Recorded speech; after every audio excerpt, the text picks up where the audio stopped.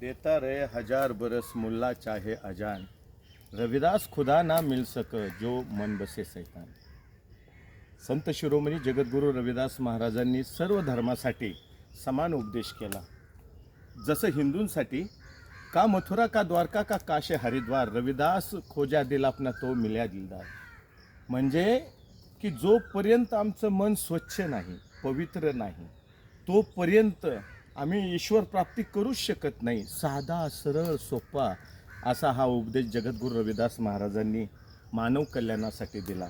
म्हणून आम्हाला इकडे तिकडे कुठेही फिरायची आवश्यकता नाही. राहिला प्रश्न ईश्वर प्राप्तीचा, तर संतांच्या वाणीने ते सहज शक्य आहे.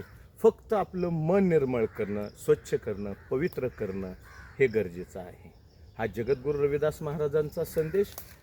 तसेच जगद्गुरू तुकाराम महाराज असं म्हणतात की तीर्थक्षेत्रात जाऊनी तुवा काय केले, चर्म प्रेक्षाळले वरी वरी. अरे बाबा हो, तीर्थक्षेत्राला जाऊन तू काय केलंस तर चमडं धुवून आलास, मन कुठं धुवायचं.